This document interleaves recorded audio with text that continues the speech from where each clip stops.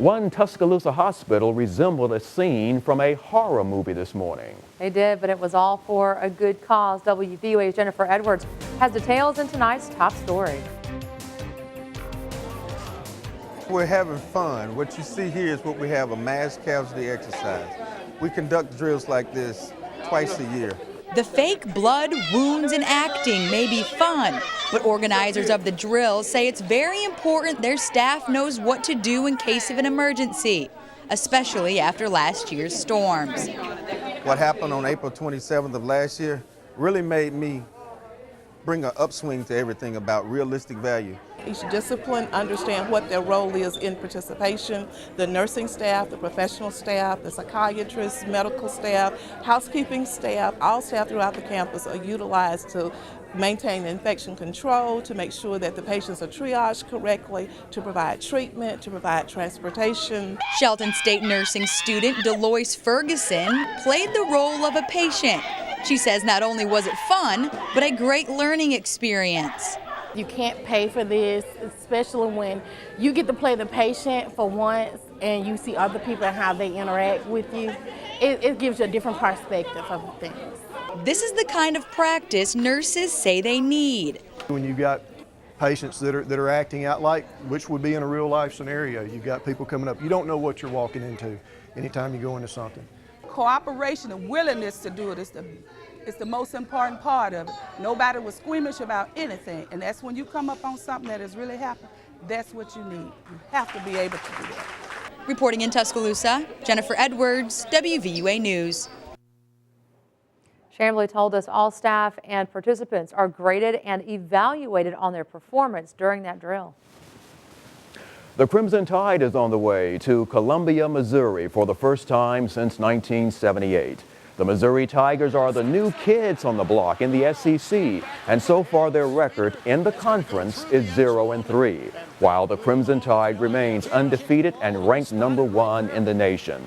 This Saturday's game will be played at Memorial Stadium in Columbia, Missouri. Kickoff is scheduled for 2:30 p.m. and it will be televised on CBS.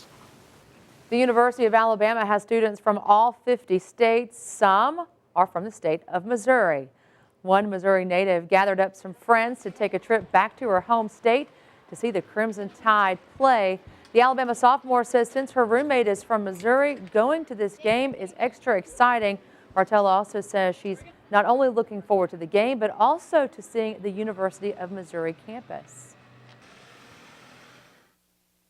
I'm interested to see how Missouri is different from the southern schools, like the way their campus is, where their buildings are. I think it'll be a different experience, different campus compared to ours.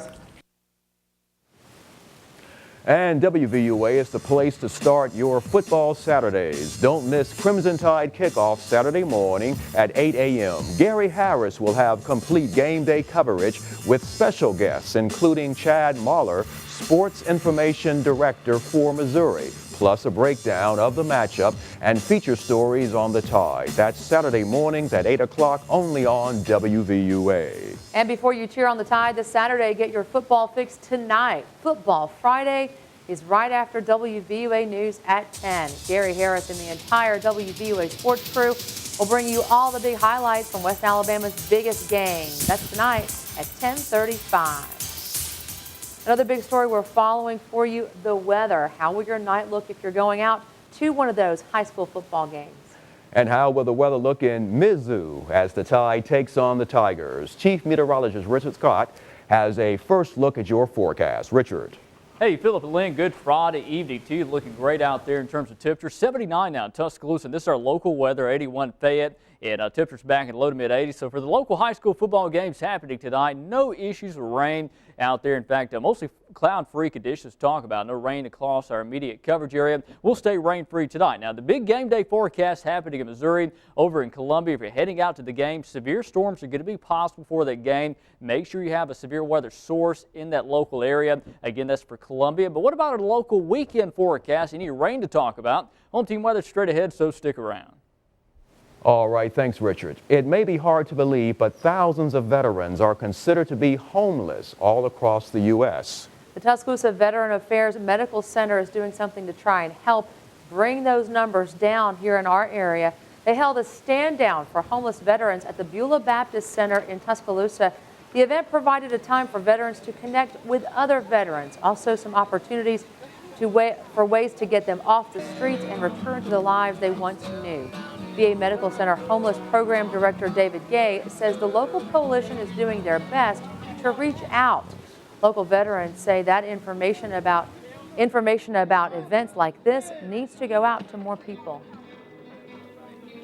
I think the VA is doing a lot nowadays to help homeless veterans.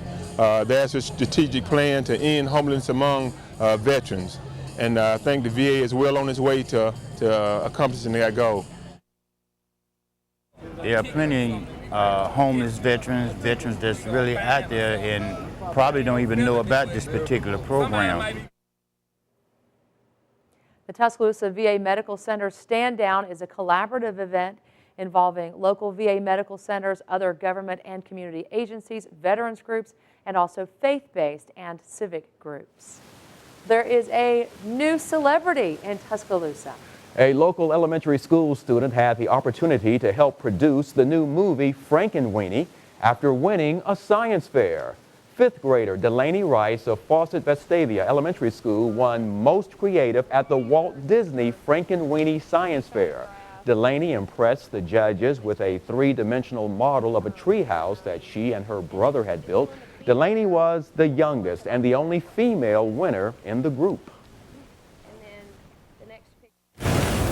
I like sleeping on the fact that I had already won, and it gave me confidence, and it made me not freak out throughout the whole entire trip.